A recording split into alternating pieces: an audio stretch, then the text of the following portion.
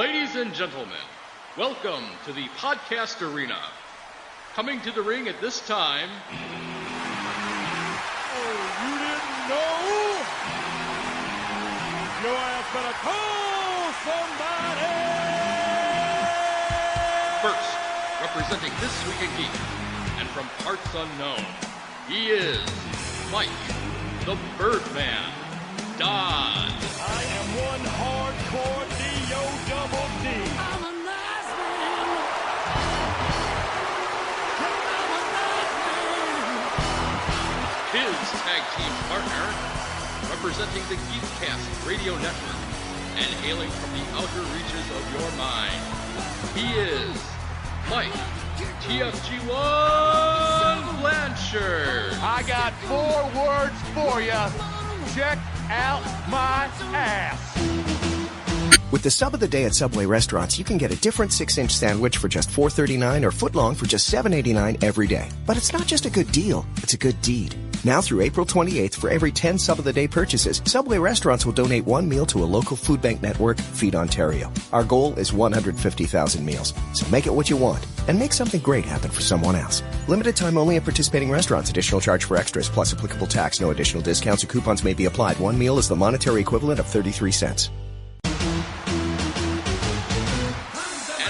Great White North, here is your special guest referee, Ryan, the UnEvenFlow. The Mountie always gets his man. You are listening to Mayhem Mics. And now, let's get ready to podcast! Hello and welcome to Mayhem Mics. This is episode 50. It's only taken us 4 years to get to episode 50, folks. I'm, of course, Mike, TFG1 Blanchard. Joining me is Ryan, the UnEvenFlow Merkley. Hello, sir. Hello, I am Ryan, the UnEvenFlow. Yes, you are. I'm just trying to sound like we did last week, according to you. So it's time for our 7.5-hour podcast. Actually, it's not. Okay, so our good buddy... Remember last year when we complained, and a lot of people complained that WrestleMania was too long? Yeah. I have a great idea. Let's make it longer. Okay, so that's if you watch everything. Even if you don't, it still ran longer. No, it didn't. Yes, it did. 34 was 7 hours. 35 was 5 hours. 35 was 7.5 hours in total. You're counting 34 being 7 hours with the pre-show. No. I could have sworn it was 7 hours just the regular event. I'm not. Yeah, you're right. We ran well after midnight on this one. Well, I don't watch the pre-show, so the actual event of WrestleMania was 5 hours and 24 minutes or something. I sadly did watch the pre-show. I don't have a lot to add on it because it really wasn't good. No. Really? Oh. So, Tony Nese and, surprise, surprise, by the way, Tony Nese and Buddy Murphy for the 205 Live title was the best part of the pre-show. And it was all right. They've had better matches on TV, though. The Women's Battle Royal was not good. And the Men's Battle Royal was probably worse. And then Kurt Hawkins and Zack Ryder versus the Revival. So the Revival are one of the many teams that are out. Right. On their way out, I should say. So, yeah, it's not real surprising they lost. Obviously. They asked to be released not long ago. So that match wasn't great either. And then the Men's Battle Royal was not good at all. It was really just the story of Jost, Shea, there we go, and then Braun. Yeah. Whatever. I was about to say how far has Braun fallen, but I mean, I'm ecstatic with him on Tuesday because it's a match I've desperately wanted. Braun versus Joe. Yeah. Yes. Like I'm 1,000% behind that. That is a great program for both of them. Yep. But I mean, how far has he fallen? Just that he's not even on the WrestleMania main show this year. Not to mention Owens didn't even show up at all. He wasn't even in the Battle Royal. Yeah, no. wasn't expecting him to be anywhere, honestly. No. Sadly, I mean, isn't he out? You said he was injured last time we did an episode, wasn't he?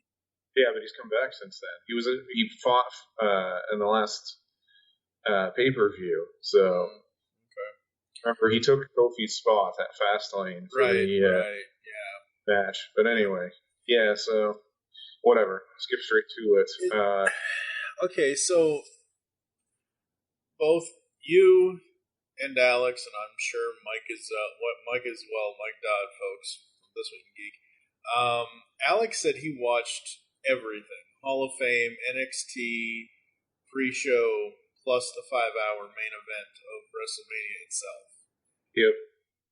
I saw snippets of Hall of Fame. I think everybody's seen one snippet of it, at least. I was going to say. I saw the moron that basically attacked Bret Hart.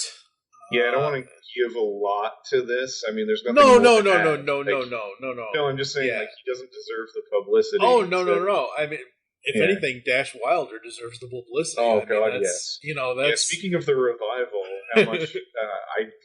Listen, I love the revival from NXT, but yeah, I definitely like that. You know, thank goodness that Travis... I think his name's Travis Brown. I feel really bad if I get it wrong, but... Ronda Rousey's husband? Yes, he was one of the first to respond, as was Big E and Xavier Woods. Yep. You know, getting in there and separating and getting out of the way, which, you know... Yeah, no, I'm not... Yeah, it's a massive, thing that happened that shouldn't have happened. No, I was going to say, like, massive finger of shame, I guess, to the security. Yeah, really. Like, I mean, this is WWE. I don't think they would have planned something like that. That's not a storyline, folks. That was something that really friggin' happened. Yeah, no, I mean... it was really friggin' stupid. Why, he attacked a geriatric cancer and stroke survivor. And to be blunt, there's not many wrestlers still alive who have had a worse go of it than Hart.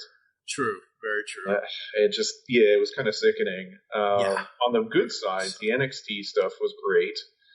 And the Hall of Fame, aside from, you know, that, obviously, the Hall of Fame was good, and it was really nice that China got a pretty significant part of the DX induction. So I like that. I enjoyed WrestleMania as a whole, by the way. I know I'm going to whine about the length like everybody else has, and I'll try to keep it to a minimum, but anyway. I felt like this year was, because I only watched the main event of, you know, the main pay-per-view. It's an hour longer than like a Money in the Bank or something, or it's not like, it wasn't as bad as, like, I didn't come away from watching WrestleMania 35 the way I did last year. Like, so it just, getting straight into it, I thought there was a lot more filler and stuff I wouldn't have bothered with. But alternatively, they spaced things out better. So, for example, we open with, I wasn't a big fan of bothering to open with Hogan, because to be blunt, I'm not sure what he has to do here. Yeah, I saw a lot of news articles basically saying, so WWE brought Hulk Hogan to WrestleMania for no apparent reason or for no real purpose. But I will say the scene of nobody knowing why, but the scene of Paul Heyman coming straight out during that from the back, and then just starting bringing Brock out, essentially. I thought that was great. Yeah. That worked out. And holy cow, that was the first match. Yeah. Like, that was cool. Absolutely amazing. Thought it was great. Yeah. I think the real reason why Hulk was there was so Alexa would have something to do as the hostess. I don't know. I mean, we'll get to her later, I think, a little more. But yeah, the host thing this year was kind of unnecessary, it felt like. Yeah. She basically just came out later to, hell, they'll say it now, it came out later to announce the crowd. And aside from that, and the stupid dance break, which they did not need that late in the night, the entire crowd is clearly exhausted, which, by the way, is the good and bad. So you have this match first, which is good because it means the crowd's definitely into it. The negative is, of course, that it takes a lot of energy out of it, but there was a match later on that took a lot more energy out of it. Mm-hmm. But this one, holy cow, I didn't see any of this happening. I wasn't even entirely sure Rollins would win. I didn't I was terrified he was going to lose. So, for those that don't know, for those that haven't watched but are listening to this podcast for some odd reason, first of all, stop listening to us, you douchebags, and go watch WrestleMania 35. Go through the 5 hours that we went through, kind of thing. But, it's one of those things where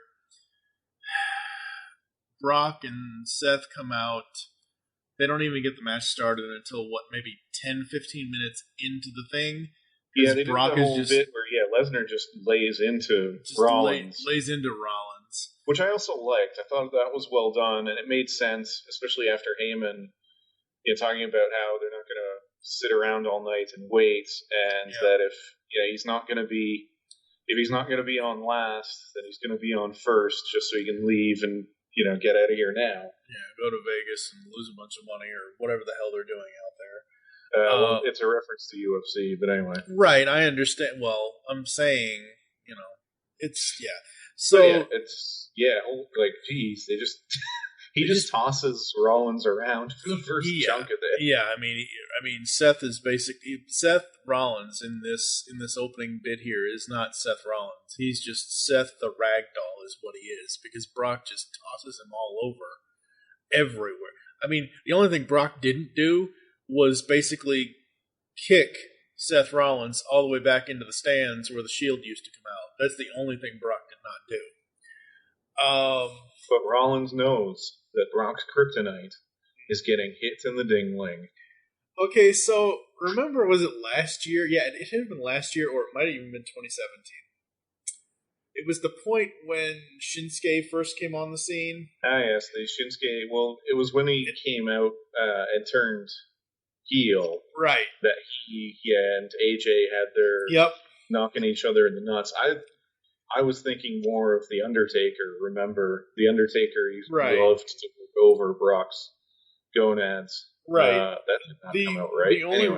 The only reason why I say Shinsuke is because that was the point where I got fed up with WWE at the time with him and AJ. The time where I kept saying, "This has gone on way too long. This is one too many nut shots. This is one too." There's only one here, at least. Exactly.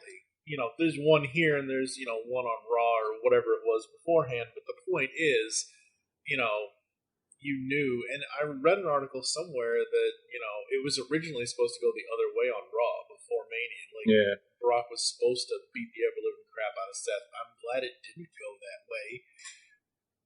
And I thought this went well too. It felt like, remember last year we had Brock and Goldberg. Was it last year? I think it was last year. Anyway, it reminded me a lot of the Brock and Goldberg matches, especially with how quick it was. Yep. Because Rollins nails Brock in the gonads, and then just smacks him with the stomp 3 times, and it's over. Yeah. I thought it was well done. I thought it was booked really intelligently. The crowd was crazy for it. It was smart. It was a great way to start. It was the coolest way to start. It was, you didn't know what was going to happen on either side, kind of a thing. They then follow that up with a SmackDown Live match between AJ and Orton. I thought the match was not bad. It just wasn't special. But having said that, for anyone who hasn't heard, including you possibly, AJ got hurt in the match. So he was out for a bit. I saw again. That's not good. Yeah, it's not good. Hopefully he gets better very soon. Still, I mean, good. It was what it needed to be. It was an all right match. It didn't run super long. I like that it was slower than the previous match. Right. And I like that. I think AJ winning is probably the right call. No offense to Orton. Right. And there were some good spots in it, but yeah, it wasn't anything super special, but it wasn't terrible or anything like that. So I don't know if it's me and my current discontent with the way Raw and SmackDown are, and we'll talk about that at the very end of the show as well. But it's one of those things where, am I missing something here? Like, I knew AJ and Randy were going to be fighting at this WrestleMania, but have I missed some big feud or something? Like, I don't, even though I skipped through SmackDown. They've both taken shots at each other the last 2 weeks now. Okay. They might not be in the Hulu version. Actually, no, they play the whole thing. That's right. Yeah, they play the whole SmackDown. Anyway, it's just Raw that they cut down by half. Yeah, it's been pretty good. Yeah. Oh, they could cut down Raw by a lot more than half. Well, again, wait till the end, folks. We'll talk about that at the end of that. Speaking of things that should be cut out, fuck off, Lacey Evans. There's no other way for me to put this. This show was long enough already. I'm sick of this stupid thing. I know she's come out now on Raw and SmackDown to attack Lynch, but I don't.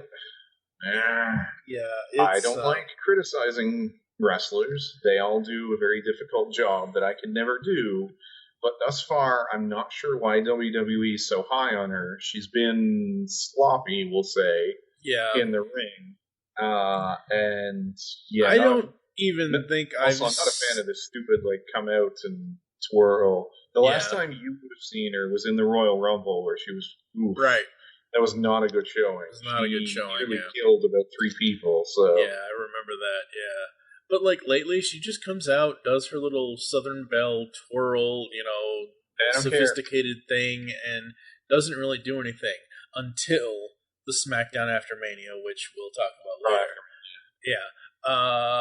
Up next was SDL Tag Team titles, the Usos versus every other tag team.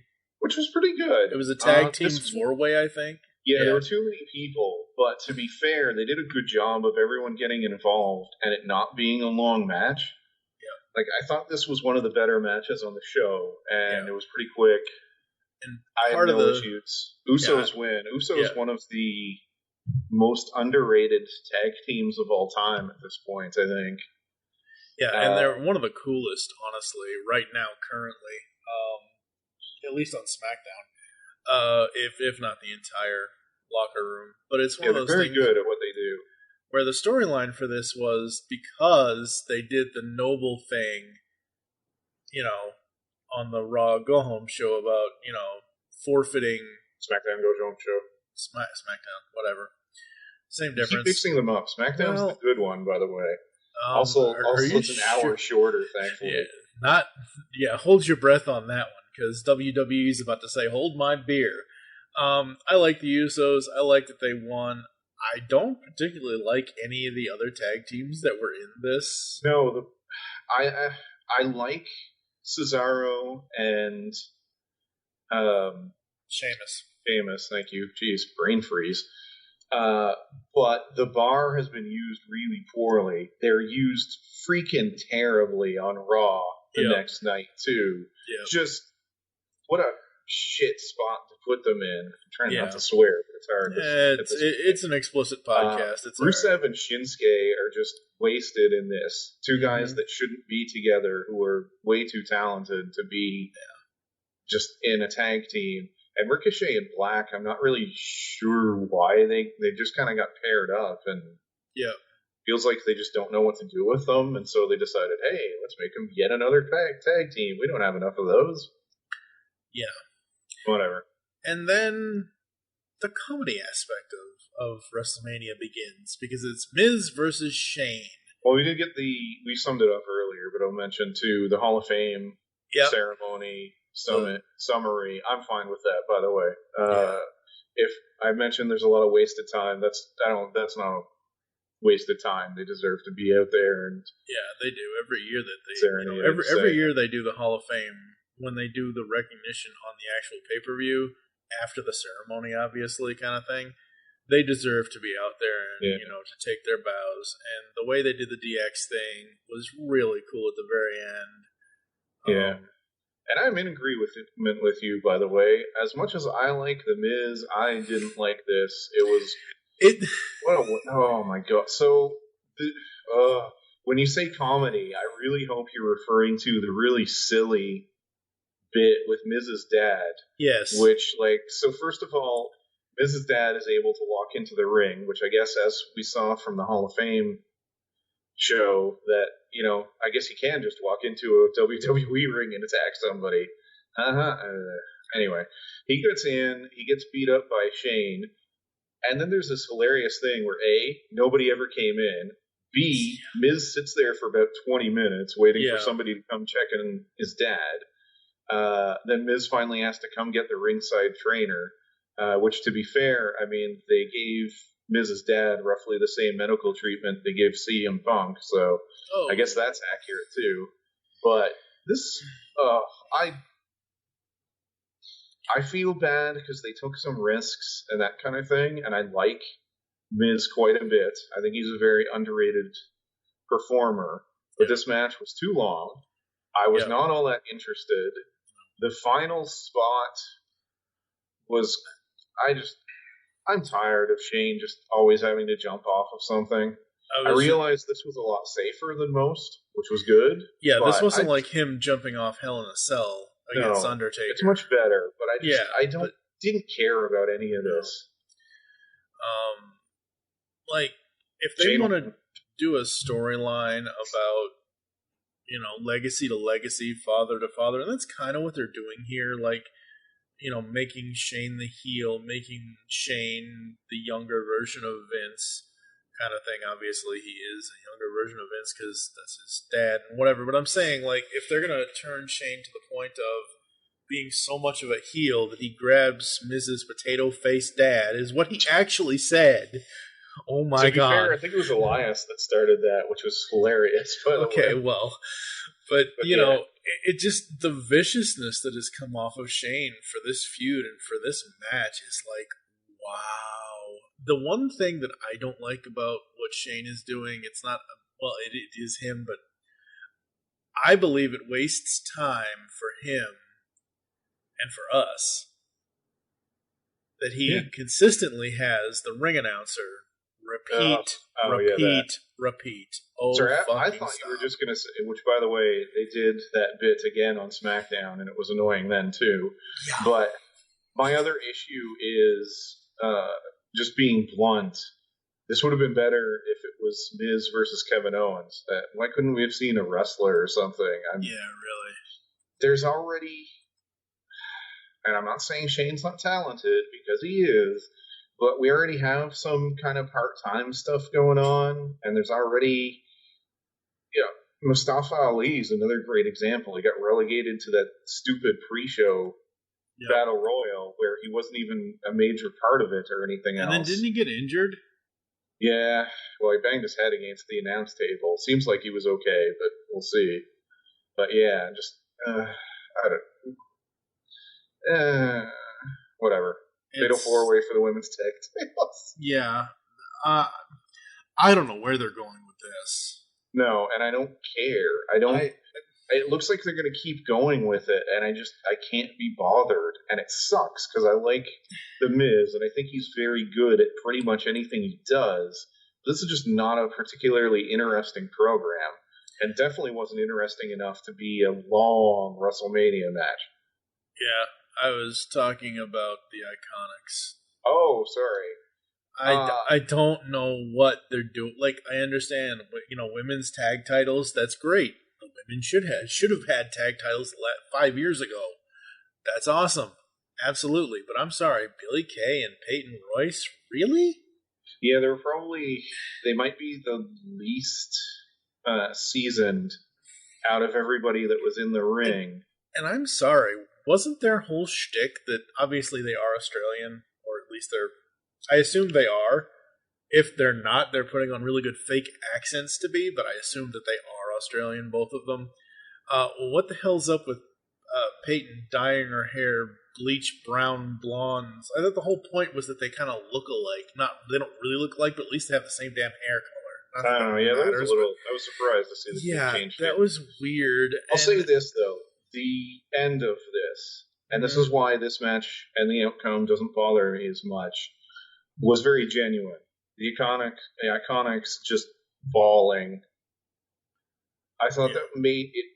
It was enough of a good moment that we had women's tag titles, A, and then B, they actually got to be on WrestleMania, and then C, we get a moment of two people genuinely ecstatic about winning them. I don't know, it made up for it for me, at least. I know that's sort of weird, but I just don't. I see them more as at least from what I've seen from them on television, they're more of like the joke, make fun of. Yeah, they're comedy. They're very much a comedy act. They're not. They don't. When I think of women's champions, I think of Beth Phoenix and Natalya being the first women tag team champions. Well, we're getting Paige to introduce somebody, so we'll see what happens. Yeah. And Sasha seemingly is out for a bit with something. Nobody seems to know exactly. But nobody seems to know exactly what. And I read an article earlier today as we're recording this Wednesday after WrestleMania, April 10th. Apparently she was a no-show at the Wendy Williams show, and the Wendy Williams show producers were pissed, and apparently they're never going to have her on there again or whatever. But apparently it's something personal or it's some something sort of family personal emergency. Or something. So I hope hopefully everything's okay. Yeah. And maybe that's kind of figured into this, and they wanted to do something quick. So who knows? Kofi versus Daniel Bryan. Oh my God! Well, this was the match of the night. Yeah, I mean, by a mile. I thought it was the best match. A, B, they did something that it's been a while since I just lost myself in a match. Yeah. And ideally, that's what wrestling does. Yep. That you just kind of lose yourself, and this was near perfect. And they had the right outcome. The fans went nuts. Well, you had all that build-up. All the weeks and weeks and weeks of Kofi getting a shot, Kofi getting his shot taken away for not anything he did, but just because Vince is a dick. All this, all that, and everything else. Well, Kofi's here. Kofi's in the match. He's going to win. And if he didn't win, or if the plan was for him not to win, oh my God, people would basically go buckshot over that, WWE. Give Daniel Bryan a lot of credit, because to have absolutely. a good, strong, good guy, you got to have a great bad guy. And first of all, Bryan is the ultimate kind of underdog who everybody wants to cheer for. He's been able to find a way to make people hate him. That's impressive. Yep. And then in addition to that, I figured Kofi would win, but I definitely wasn't 100% sure. He did a good enough job that you weren't always sure that it was going to turn out this way. Yeah, absolutely. Yeah. And he becomes the first African-American WWE champ. Wow. I mean, it's the WWE... So the SmackDown belt has always been the actual kind of WWE championship belt. Yeah, and that's how I remember it when they split everything else, and that's how it's generally considered. Yep. And the Raw one was the WCW title.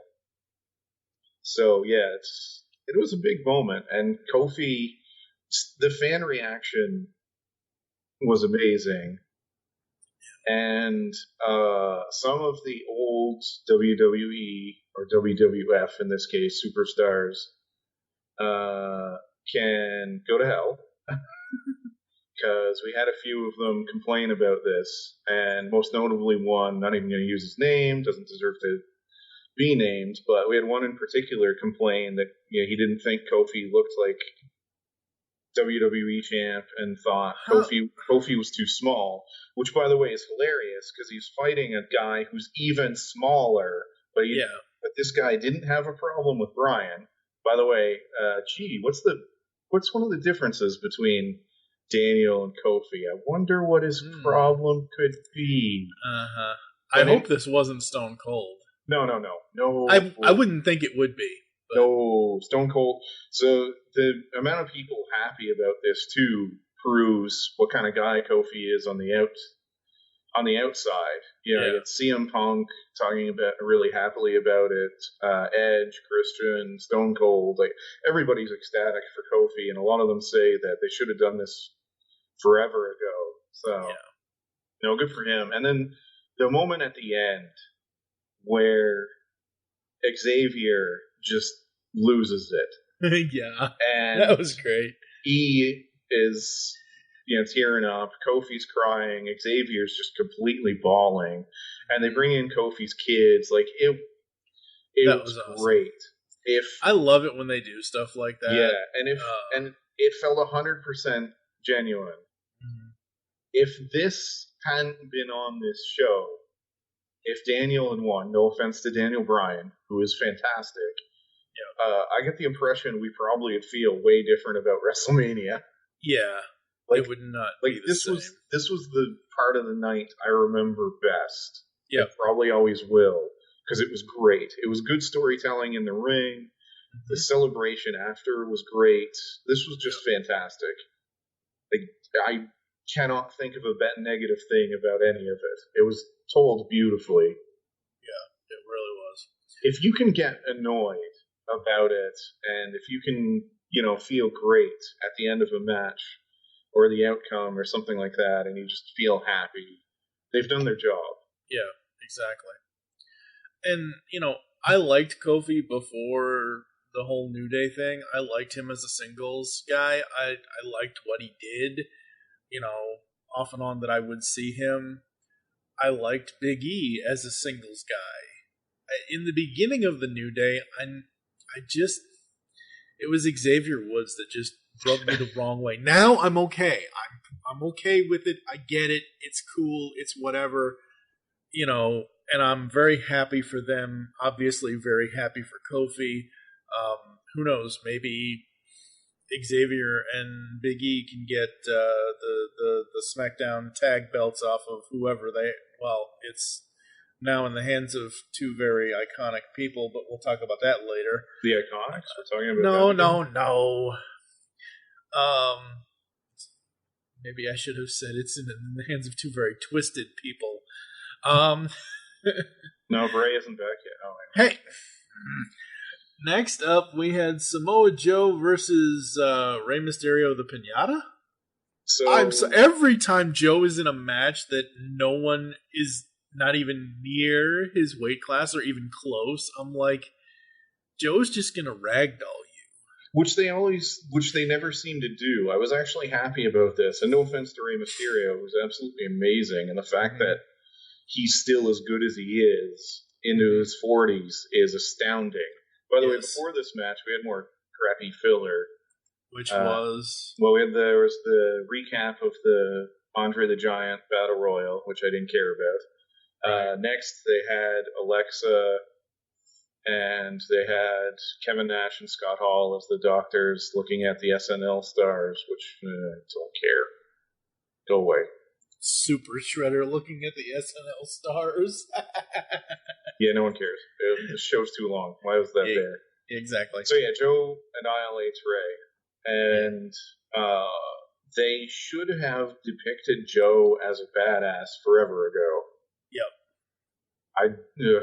It's much needed. Yep. Again, no offense to Ray. Apparently, this was cut for time. Which, why didn't you cut any of the other crap for time? Whatever. Exactly. Speaking of matches that could have been cut for time, we have Roman versus Drew. I don't know why this felt flat, and it sucks because I like both of them. And Reigns, it's nice to see Reigns finally kind of get cheered out of his shell. But I don't know, this match and the feud kind of just felt kind of flat, and I don't know why. It felt like it could have used something. Like, why didn't... I kind of wish they had used Ambrose or something here, or something. It just... Something, yeah. Something about it just didn't work. Yeah, not only is the feud flat, it's also fizzled out. Like, again, this is one of those things where you had, what was it, Drew, Braun, and was it The Bar? It was earlier last year when it was like the Shield versus Braun and yeah, it was Braun, Drew, and Baron. And Baron, that's what it was. So, like... Which, by the way, that's not a bad group. I don't know why they just kind of ran away from that. Yeah, well, because Baron Corbin has to do something to insult everybody. Don't worry. Well, I know. And then, what remarkably is probably the most surprising thing of the night. Well, don't finish off, by the way. I just wanted to say that these two guys deserve better. Both Roman and Drew are better than this. Yes, they are. And as to what you were going to say, what the hell was with the first part of this? Because no offense, I always like Elias, but that was way too long, A. Yeah. B, what the hell is with the Babe Ruth thing? They're in New York, or they're in the shadow of New York. And they're trying to say, like, Cena's the Babe or something like that. But which is crazy to me, and it's almost... It didn't make sense. It's crazy to me, and it's almost insulting. Yes, I know, they're at whatever it's called, MetLife Stadium or what. In Brooklyn, yeah. They actually called it its original name at the very beginning of the show. I think Hulk Hogan said it. Yeah, Hogan messed up the stadium name. After joking about not messing it up, he then immediately did. Yeah. Here's the thing. John Cena, as cool as he is and as, accommodating as he is, he's from fucking Massachusetts. There's no way in hell, no matter how much money I'm getting paid, am I putting on a fucking Yankees jersey if I'm a Boston person and I'm a Boston sports fan. There's no way. No way. Anyway, so the point of all of this is to say that the Doctor of Thugonomics is back. It's 2002, all over again. It was fantastic. It was perfect. Yeah, it was amazing. It was, like I said, to me, it was the biggest surprise of the night because I would have cut down the first part, but the back part was perfect. Perfect, yeah. I don't like. Also, would have had Cena come out again later on, but we'll get to that.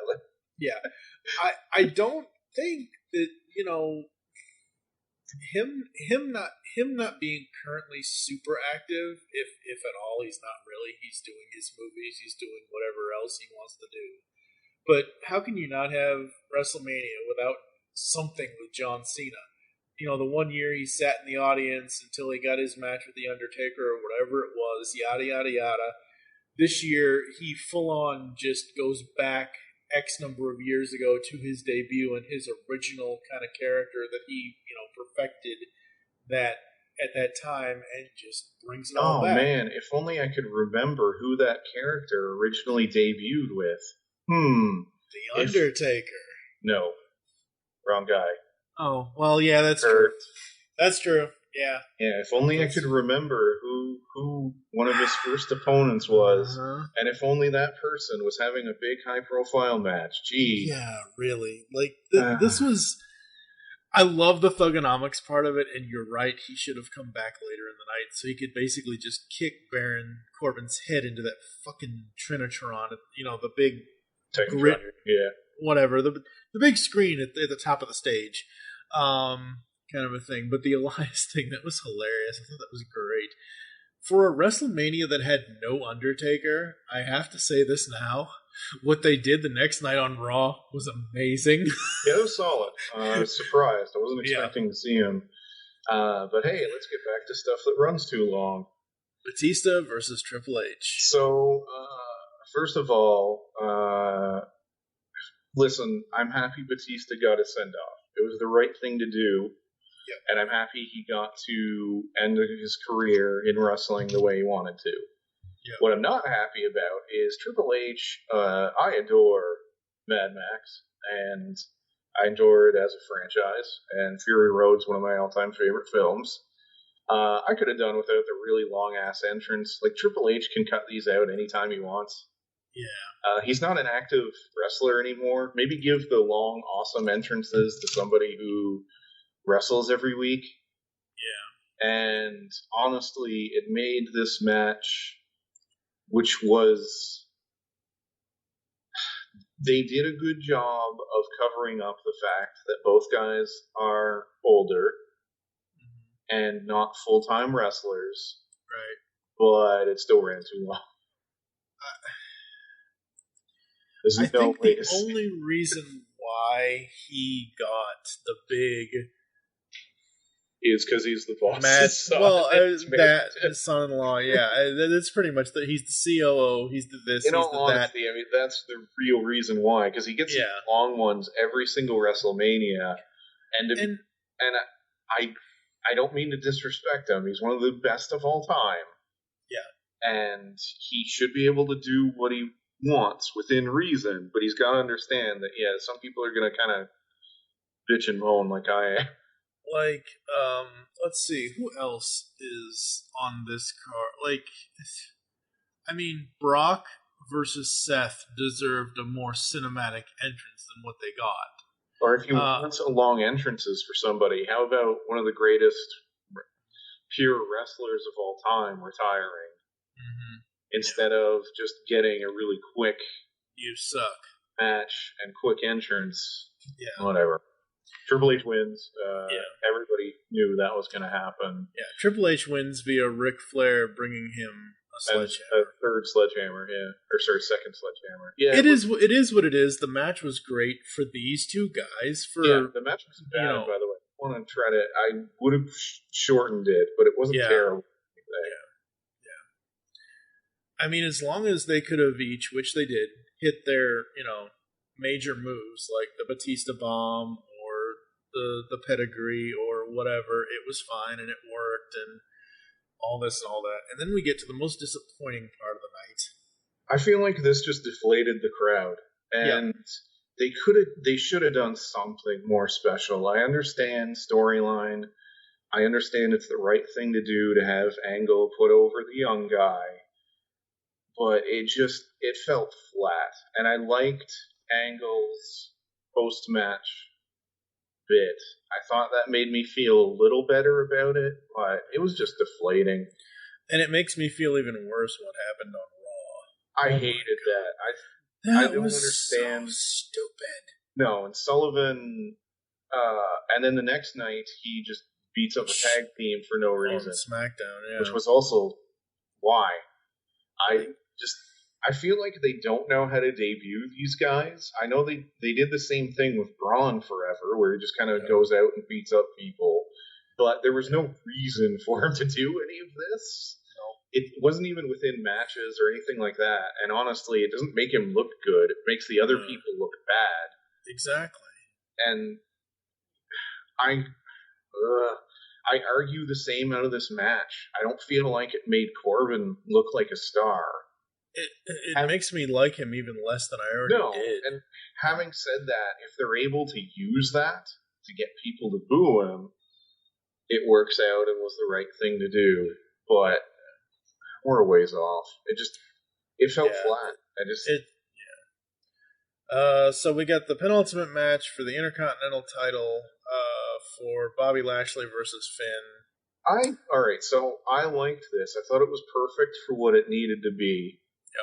A. B, if you recall, I complained, I don't know, forever ago, or at least I wished, not complained, that Balor, when he does the demon shtick, he should do different moves.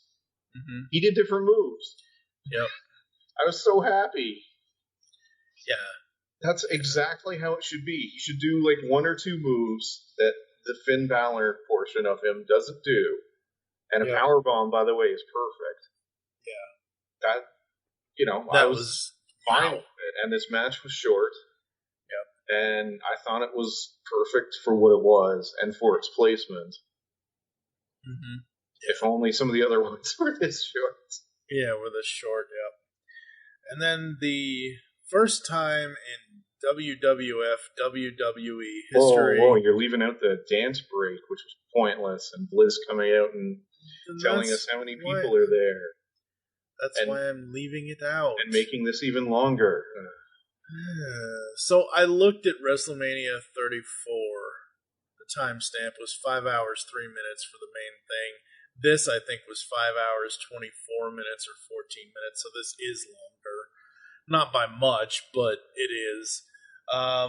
Ronda versus Charlotte versus Becky for the Raw and SmackDown Women's Championship. Winner take all. Whoever wins gets both belts. Now, you know the only reason why they did this is not for winner take all. It's for the shakeup next week. Whoever... I guess. I don't know. That's the only thing I can think of. Yeah, I don't know why they felt the need to insert a second belt into it, but... Yeah, makes no sense. Whatever. I mean, I like the match. The match was good. Yeah, the match was solid for people that were going to be super fired up, and for Rousey breaking her hand, apparently severely, pretty early on.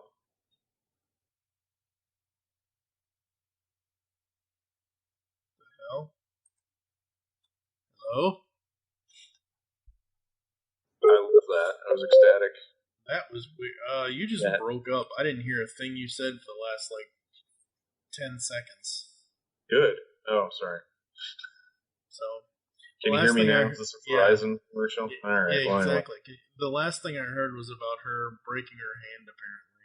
Yeah, so Rousey broke her hand early on, and there were a bunch of spots I loved in this. And one, I love the figure 4 on a ring post. Yep. Which Flair did. I love anytime anyone does that. It's a great move. The vicious drop kick, and then Rousey landing basically on her shoulder, neck, head. Yep. And my personal favorite, Rousey tipping over the table and saying, quote, "Tables are for bitches." How strong. Yeah, that was. Somewhat controversial ending, though. Well, they botched the pin, apparently. And by the way, it's kind of sad that ref apparently got fined. Which, geez, not his fault, sort of. I mean, I guess it's, I don't know. Whatever. It is what it is. And Lynch won. And so we ended up all 3 major titles won by the faces. Yep. And we also had Balor winning. So another sort of feel good. I feel like that's one of the reasons why, despite the length and the complaints about it, we have a pretty good feeling about this. Yeah. Is that, the good guys kind of won. But more than that, I think the people who should have won, for the most part, won. Yep. And it feels like that's another reason why the Angle stuff sticks out like a sore thumb. Yeah. And it just feels crappy. I just feel down when I think about it. Yeah. He deserves so much better, and he's had such a tough road. He broke his neck multiple times in pro wrestling, not just when he was doing the amateurs wrestling in the Olympics. Yeah. And just gave so much to the business, and his end is to get beat up by Corbin, and then get the crap beat out of him by Lars Sullivan the next night. Like, that's the point where I wish John would have come out and kind of took up for Kurt in, the respectful way that John would have, and John turns to Lars and says, "You want ruthless aggression, come get it," or something, some way of repeating the ruthless aggression line, but it isn't obviously towards Kurt, because Kurt's, leaving. Or he's retired or whatever. Hopefully they find something for him to do. He's talented enough, but whatever. I don't know, maybe he can have Arn Anderson's job or something. Don't get me started on why they fired him. Dumb too. It's not his fault. Whatever. Right. So final grade for WrestleMania, by the way, I would give it a solid 4 out of 5. Yeah, I'm right there with you. 4 out of 5. It wasn't perfect. I've complained enough about the negatives, but it left me with a good feeling. Yeah. Part of what our good buddy Alex Ricci says is Vince can die anytime now, so the product can improve. That's not... It's a little harsh. It's a little... on people. It's a little harsh, and like we said earlier, he says next year we'll have to be substantially stronger and better to compete with AEW. I wish AEW is just too far off to be competition. Yeah. They need a TV contract. They would need some type of pay-per-view. I desperately want competition between somebody and WWE, but it's a ways off, unfortunately. It's a very long ways off. Raw and SmackDown the next night. We're not going to spend too much on this. Honestly, my favorite bit wasn't even on Raw. It was after Raw when Seth had Roman and Dean come back out. Because earlier in the night, Dean was supposed to have his last match, even though news outlets report that he is listed as talent on WWE things all month long here in April 2019. But he had his last match supposedly against Bobby Lashley. He's under contract through the month. But after that, apparently he's done. Yeah.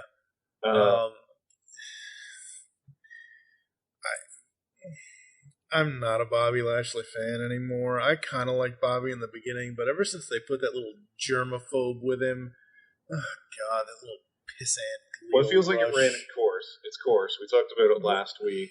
And I would have broken them up and let Lashley kind of do something and be different, but this Dean didn't do whatever. Who was it? Was it Elias or somebody? This was last year when Bobby first came back. They did a thing with his sisters or whatever the hell. It was Sami Zayn. It was Sammy. That's what it was. Which, by the way, was ecstatic. He came back. Yeah, he's back. That's cool. But Dean didn't do any of that kind of crap to Bobby, and then all of a sudden, Bobby goes after Renee Young. Really? Dean's wife? Come on. Yeah, I don't know. It didn't. It's not. So, quick summary of Raw for me. I liked The Undertaker, obviously. I thought that was a good way to use him. Yep. I was so happy when they had the Kofi Kingston versus Seth Rollins match. That was a cool match. However, it got screwed over. Get to the negatives in a second. The angle stuff sucked. I was not a fan. The Lashley Dean, not to mention the whole treating Dean like crap. I mean, when was the last time he won? Yeah. Ever since he announced he was on his way out, but whatever. And my last super negative thing. I was ecstatic to see Sammy back. I thought he was terrific. But the stuff I really hated. Don't tease everybody with Kingston and Rollins if you're not going to do it. Yeah. And I feel so bad for Sheamus and Cesaro, who get put in a crap position, which people are absolutely irate about. Yeah.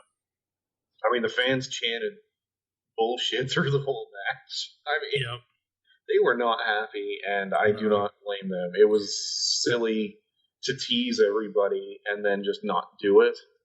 Yeah. They should have just had the match. And SmackDown continues to be... It was better.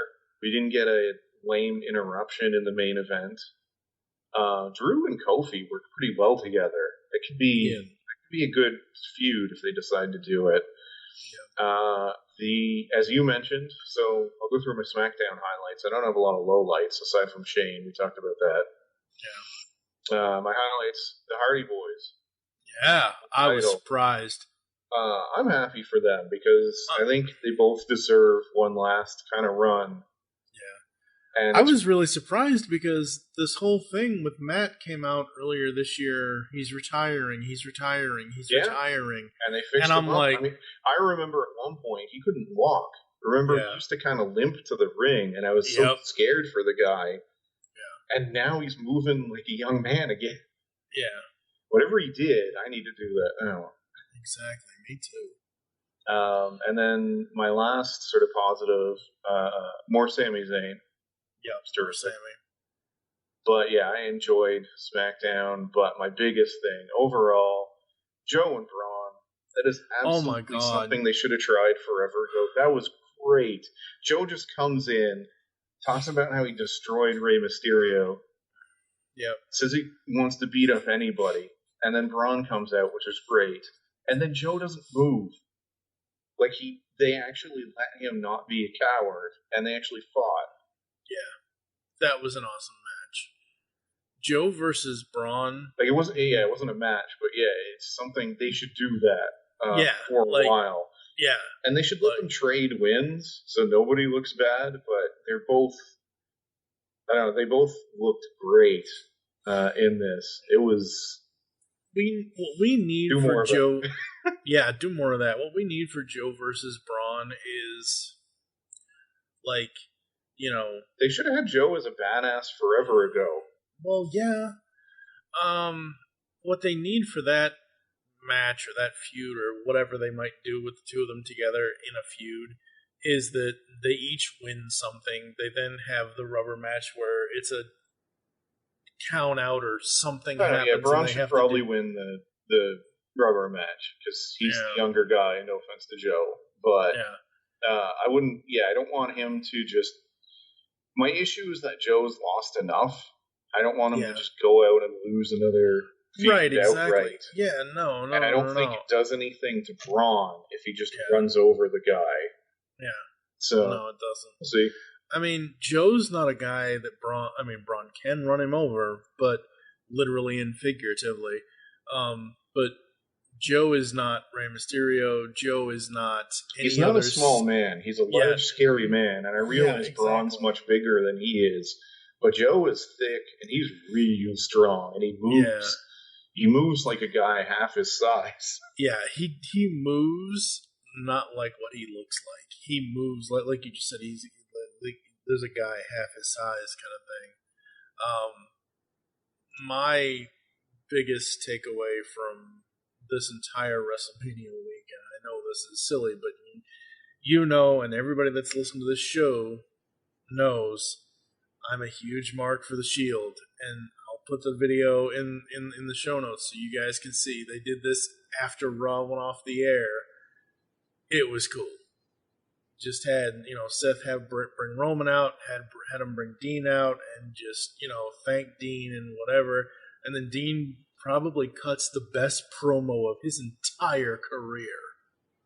And it's not even a real promo. It's just a thank you reel kind of thing. And it was the coolest thing ever. And they did it the right way.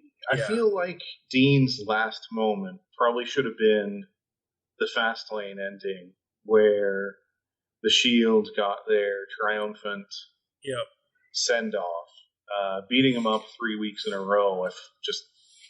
I don't know. It didn't do much for me. It doesn't feel like it did much for Drew. And we've talked about Lashley enough. Too much. Yeah, he just needs to... He's good enough to be on his own. And so is Rush, by the way. But together, I just feel like, they've worn out their welcome at this point. Yep. And Raw was too long. Okay, so speaking of things that are too long, this will be the final part of the show, folks. The last thing we talk about.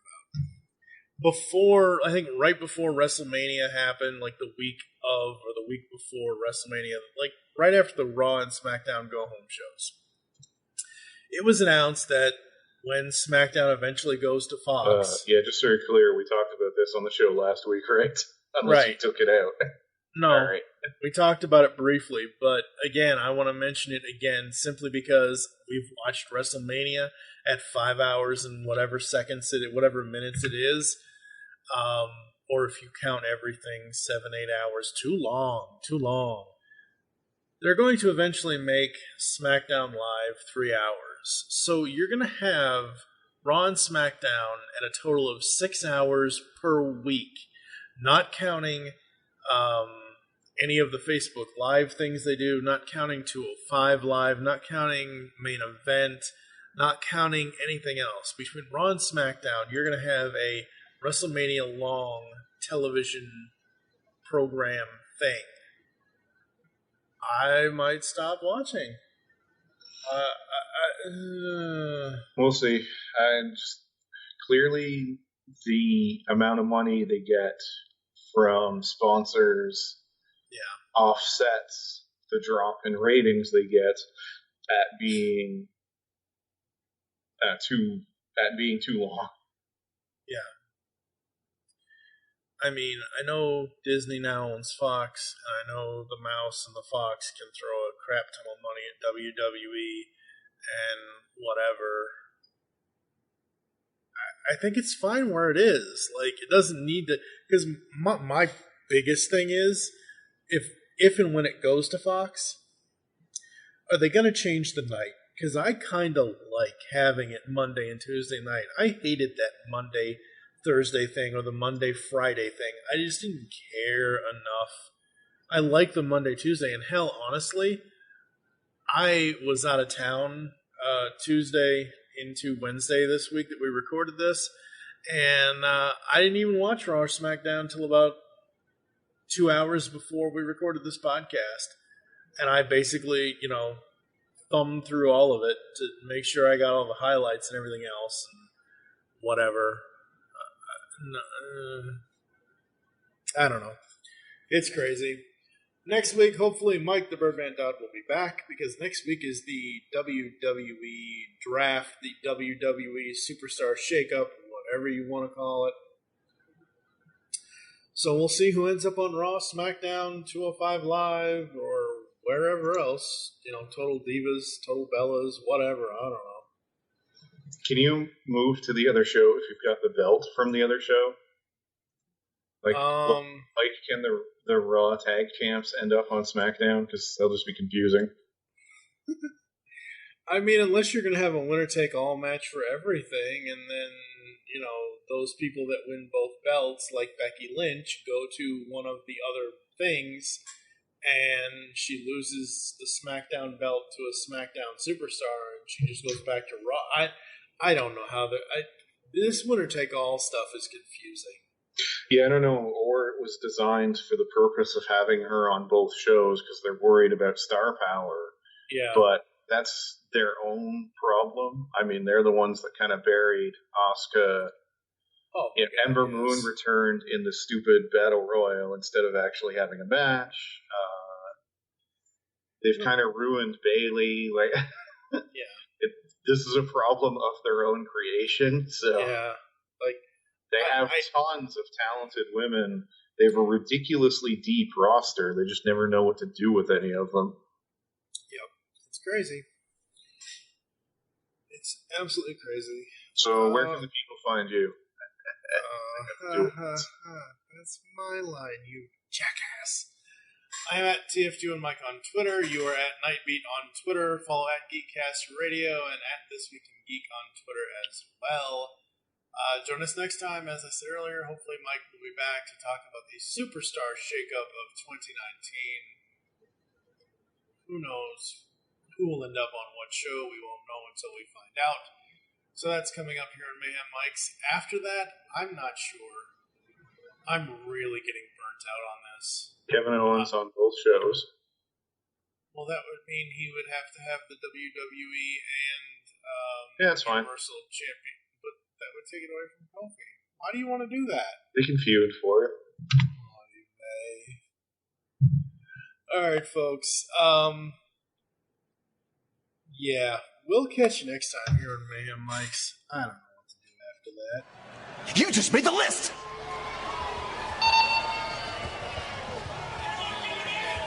All clear.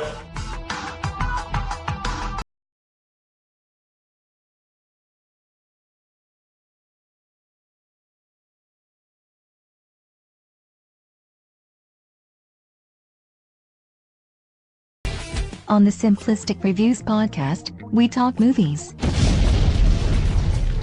We talk TV. We talk. Hello, Julie, what the heck are you doing? Trying to make our spots sound more exciting by adding explosions. Yeah, I'm pretty sure you could have got the point across with sound effects, not the real thing. Download this show on iTunes or at simplisticreviews.blogspot.com. I'm sure your insurance company will cover that. No, they won't. No, they probably won't.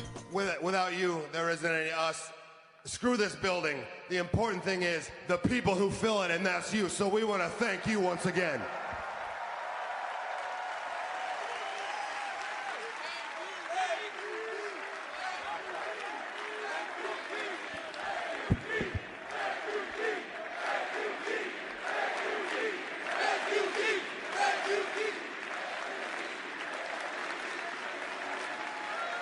Bye.